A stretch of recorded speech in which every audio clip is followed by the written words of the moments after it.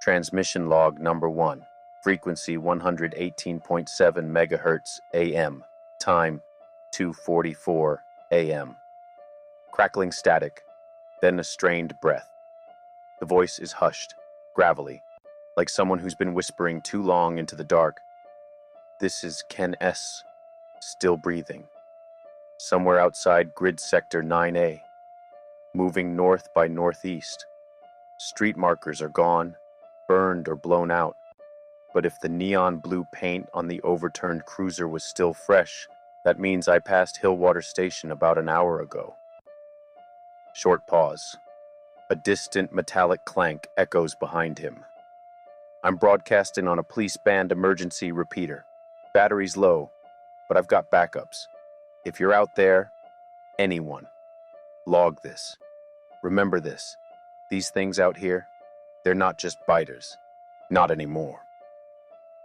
The sound of wind scraping across a broken window, followed by a faint hissing, almost like whispering, only wetter. They don't moan.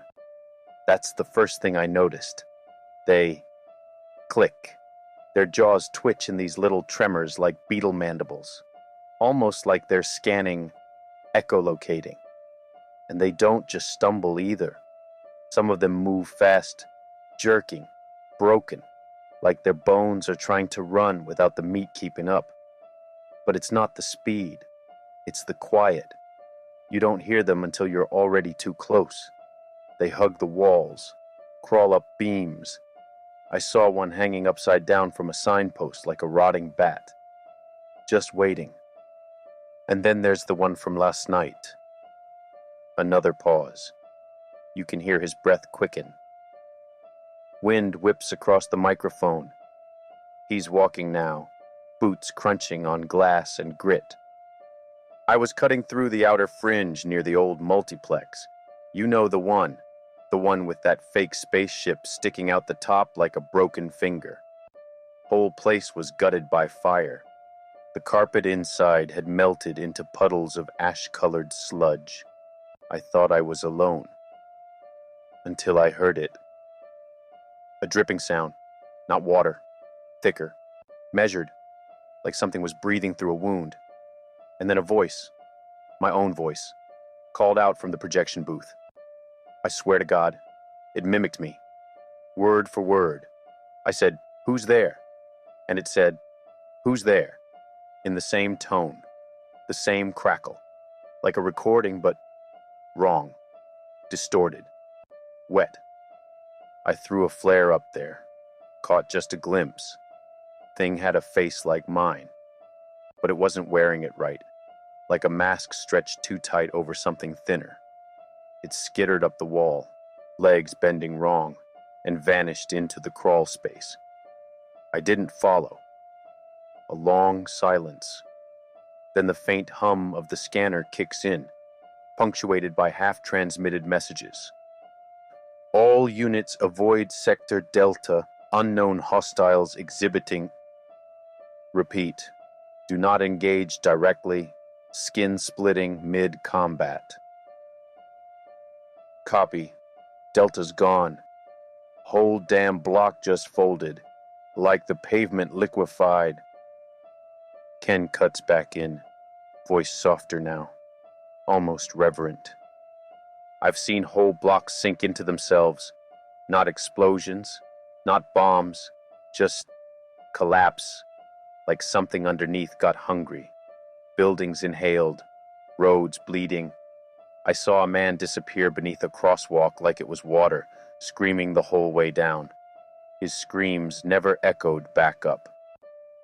And the animals are wrong too. Saw a dog today, or what was left.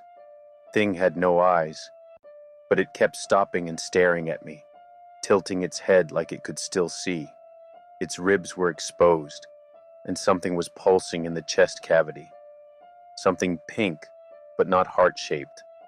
More like a bulb, a light, and it blinked when I moved. I didn't sleep last night. Can't afford to. There's this new kind. I call them lurkers. You won't see them in the open. They drape themselves in whatever's nearby. Plastic sheeting, Bodies, dead brush, and then they wait. For days. I watched one sit motionless inside a burnt-out ice cream truck, eyes rolled white like old eggs. It didn't move for hours. Then, just as I passed, it reached out slow, deliberate, not hungry, hunting. I think they remember. No proof, just a gut feeling. But sometimes they hesitate. One saw me yesterday, raised a hand to its own face like it was trying to remember who it was. Then it shattered its own jaw on the pavement and came screaming. Scanner crackles again. New voice, faint and far away. Fire at will. Repeat, fire at will. It's copying the lieutenant again. Don't fall for it. The real lieutenant's dead. Ken responds with a weary groan. Great, that makes two of us. I passed through the Northern Barrens this morning. There used to be a tower there, radio relay outpost. Now it's a tree, not made of wood, made of bodies, twisted into roots, arms linked, fingers entwined like bark. Their heads twitch in unison every few seconds, like they're sinking. I swear it hums, not mechanical, organic, like a choir breathing in reverse. Don't go north, not yet, not until I find out what did that. He stops walking.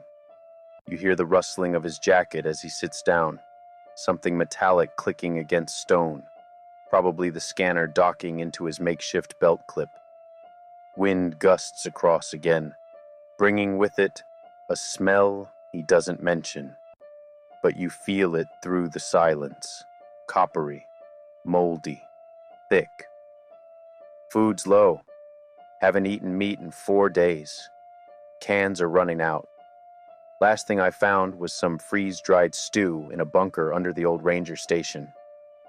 Thing is, the station wasn't there 2 days ago. I walked that path. It's like the land reshuffles itself when you're not looking.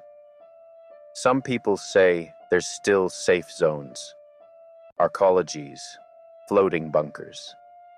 But I think that's wishful thinking. I picked up a signal yesterday, one of those high-frequency pings. It wasn't from a bunker. It was from beneath the ground. And it was calling names, mine included. Another beat of silence. He opens what sounds like a pack, the crinkle of foil, a swig of water. I record this not because I think I'll survive, but because maybe someone will. Maybe this thing, this war on reality, doesn't get to erase everything. If you're hearing this, remember, it's not just infection anymore. It's infestation of self, of memory, of place. Some of them wear your friends, others wear your fears. They don't just eat flesh, they eat what made you you. I'll keep this channel open. I move again at first light. South tunnel's still partially intact. If the roots haven't grown through yet. Ken S. out. Static fades in, but not entirely. A new sound joins, the soft, slow tapping of something hard against the radio case. Click, click, click, like a jaw adjusting, or someone right behind him. / transmission log number 2, frequency 118.7 megahertz, AM, time 4:18 a.m. Low static, then a breath, the kind you hear when someone's been holding it for too long. Damp fabric rustles close to the mic. Rain patters in uneven metallic rhythms nearby. Story here, Ken S. still moving, barely. Made it out of the eastern edge of grid 9A. I'm sitting under the collapsed frame of what used to be a bus depot. Metal twisted like ribbon candy. The signs melted into themselves. The rain started about 20 minutes ago, but it's not washing anything clean. It's thick, Smells like mold and battery acid. It's eating the paint off the cars. You can hear the raindrops hit him, soft thuds on his jacket, followed by small sizzling noises as they land on metal. I didn't sleep. Again. My right eye's twitching. Might be nerves, might be from the sound. There's a pulsing I can't shake. It started just after midnight, a kind of low hum under the city, like the earth itself has a migraine, or it's remembering something. Something woke up beneath us. A groan of shifting metal in the background, distant, yet loud enough to echo. I passed through what used to be Mercer and Fifth. The sky changed there. You ever see clouds move like they're being pulled by something underground? Not wind, not weather. It was directional, intentional. I saw birds flying in spirals, only to freeze midair like someone paused them. Then they dropped, all at once, shattered like glass when they hit the concrete. I didn't even know that was possible. I ducked into a bakery for cover, sign still swinging above the door, Sugar Bee's Pastries. Inside was worse. The counters were coated in a thick black sap, sweet-smelling, sickening, stuck to my boots. And there were figures. Not bodies, not really. Just outlines, charred silhouettes on the walls, like someone flash-burned their souls into the plaster. They were all turned toward the kitchen. That's where I found the child. A crack in his voice. Wet cloth slides against the mic. He's wiping his mouth. She wasn't infected, I think. She was still breathing, but her eyes weren't right. Each time I looked at her, they were a different color, and she didn't blink. Not once, not even when I checked her vitals. Just kept mouthing something, over and over. I leaned in. She was whispering a frequency, 118.7.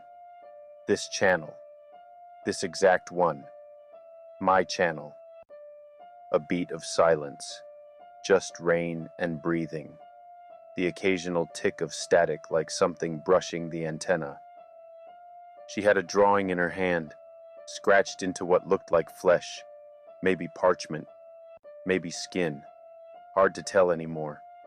It was a spiral, with eyes, thousands of them, and a voice bubble coming out of the center that just said, "Story C's."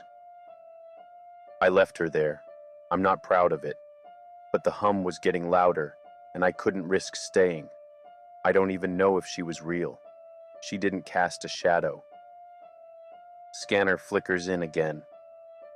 Delta Group compromised. Subject mimicked commander's movements exactly. Shot it twice. It bled. Ink?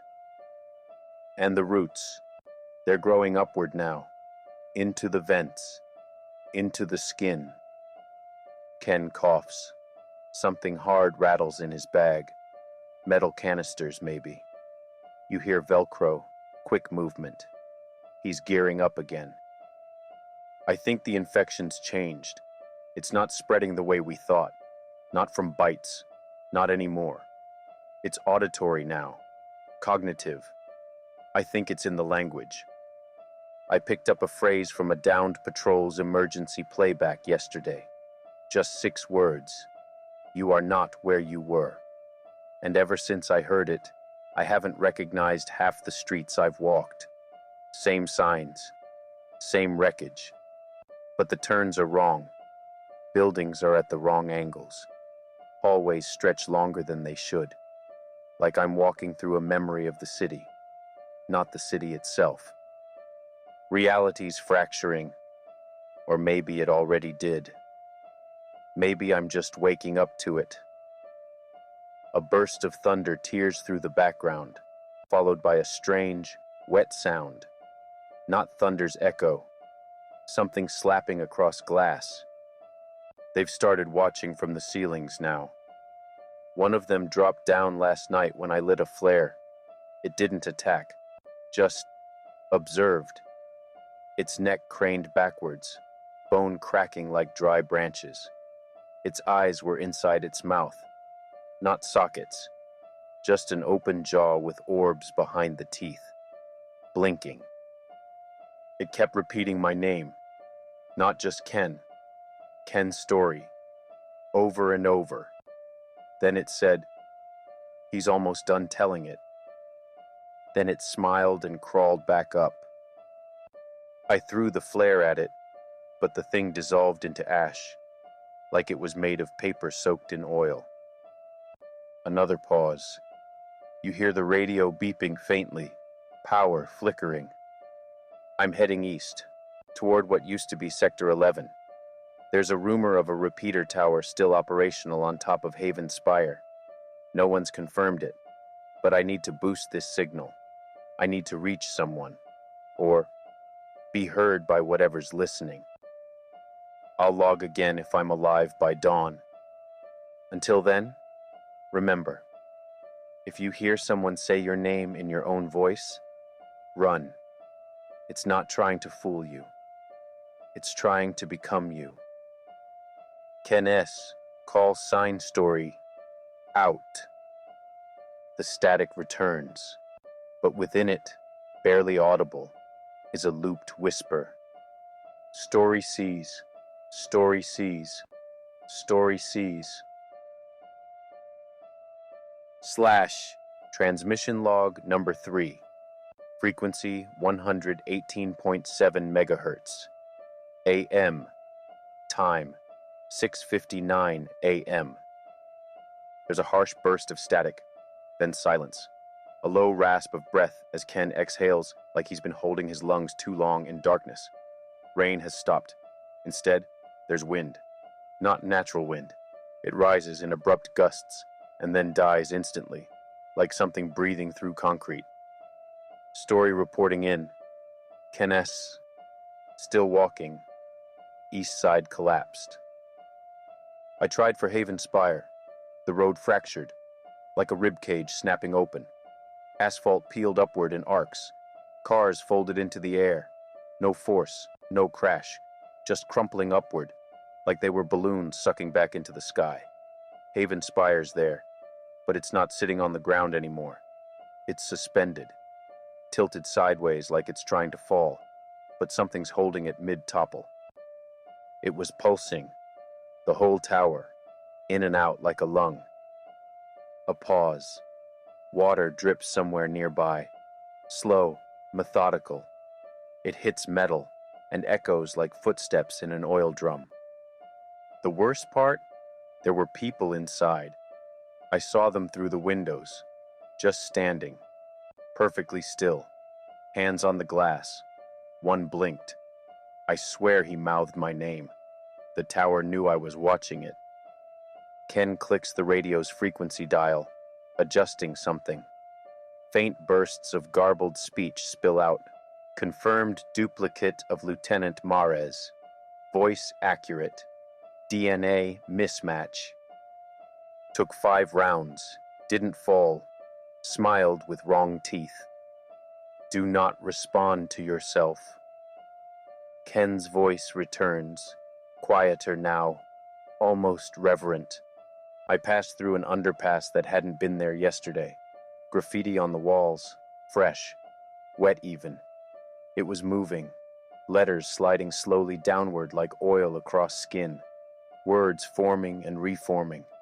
The only one that stayed still said, "Story has been written." Then I heard a child humming. Same song my mother used to hum while she cleaned, except I don't have memories of her humming.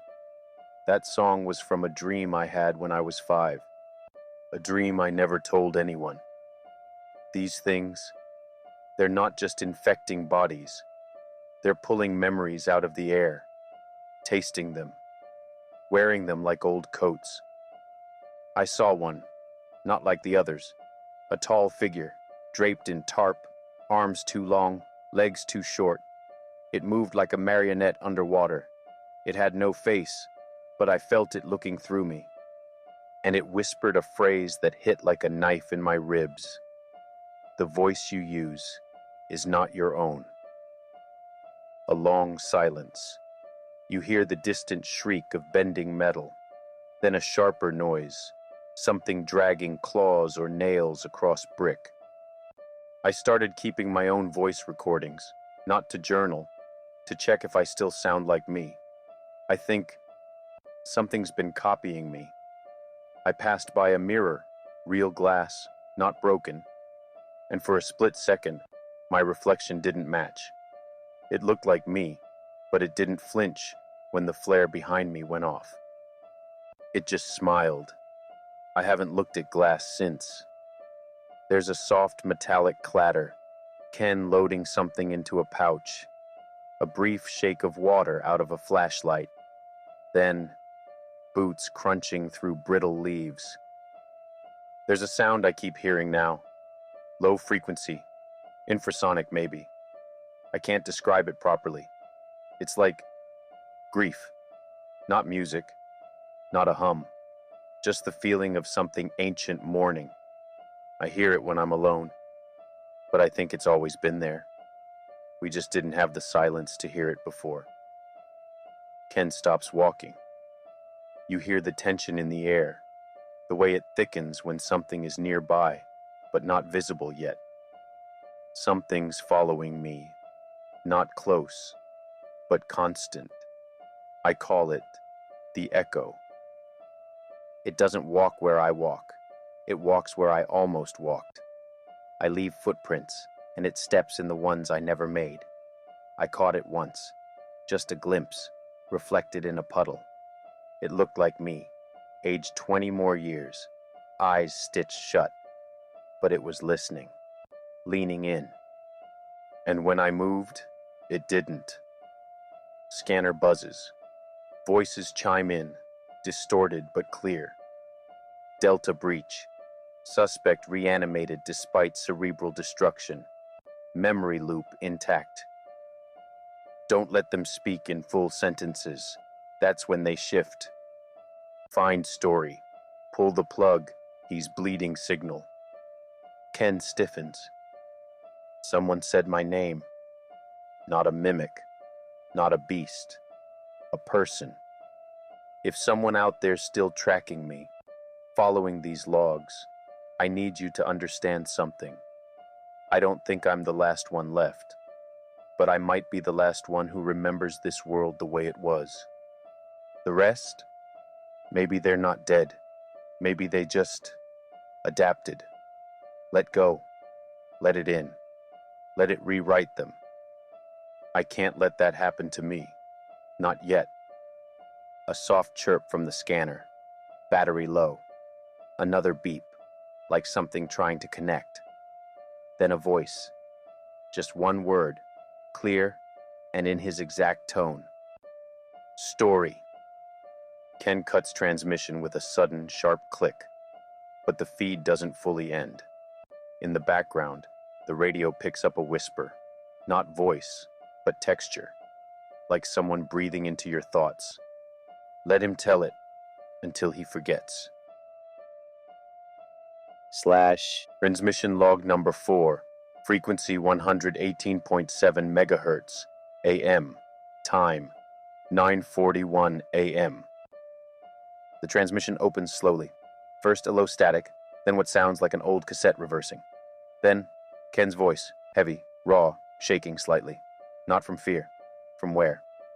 Story here. Ken S. Still alive, I think. It's morning, I think. The light's wrong. It's not coming from the sky. It's coming from the east. But the sun is in the west. And it's red. Not sunrise red. Arterial. Like the horizon's bleeding. The shadows don't match anymore.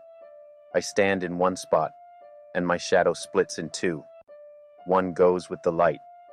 The other crawls toward me. His breathing is more labored. Slower. Like he's conserving energy, or barely holding it together. My hands aren't cold, but they're shaking. I haven't slept in 30-something hours. Sleep isn't safe now. When I doze off, I wake up somewhere else. Same world, same broken buildings, but things are off. Different angles, different smells, and the radio is always playing in those places. No buttons, just the voice, my voice, telling stories I haven't lived yet. In the distance, wind howls, like it's moving through glass shards. I found a man yesterday, not infected, not twisted, but hollowed. His face had no features, just smooth flesh like wax, but he was breathing, shivering. I crouched down beside him, and he spoke without a mouth. He said, "You can't kill your own story, but it can kill you." Then he stood up, turned away, and his whole body unraveled like film tape. Ken clears his throat. You hear him clicking through scanner bands, skipping over empty static and fragments of overlapping screams, radio bursts, and one frequency that's just slow, rhythmic tapping, like a typewriter in another room. There's a building just east of where the rail line splits. It shouldn't be here. I passed this intersection before, but this wasn't here. Not a skyscraper, not a ruin, a cathedral. Made of bone, blackened rib cages arched into spires, skulls fused into the walls. It's humming, same pitch as the noise I've been hearing in my head since transmission number 2. I walked up to the front doors. They opened before I touched them. And inside, there was no sound, not even mine. I screamed. Nothing came out, no echo. I only knew I was screaming because I saw my breath fog the air. The pews were filled with silhouettes, not people, just impressions, empty voids in the shape of things that used to pray. He breathes again, slow, measured. You hear a click, reloading something. At the altar was a child, or what used to be one. Limbs too long, head too small. It was swaying, as if conducting something invisible. And it said my name. Not just Ken, not just story. It said full, like someone reading a birth certificate aloud at a funeral. And then it said, "You have 17 entries left. After that, you belong to us." A long silence. I ran. I don't even remember my legs moving, just the feeling of being dragged by instinct. Scanner pops alive again. He's still broadcasting. We thought he collapsed in 9A. Confirmed. Transmission is real time, not a loop. He's resisting the rewrite. Prepare extraction protocol for subject. Story. Author class anomaly. Ken freezes. His voice drops to a whisper. If that was real, if that was someone out there, listening, then you know now. This isn't a virus. It's not parasitic. It's narrative. This whole thing is a story, and it's trying to finish itself. Every death, every scream, every mimic is just a paragraph closing, and I think I'm the last open chapter. My signal isn't broadcasting. It's bleeding. That's why the sky responds when I speak. That's why the echo follows my steps. It's writing me as I walk. A new sound now, dripping, but not water. Something thicker, slower, a heavy, sickly rhythm. Then metal creaks. Something's moving in the stairwell above me. I'm in a library, no roof, pages scattered like leaves, but all the books have the same title on the spine. The Last Voice, each one with a date and time stamped. My voice, my logs.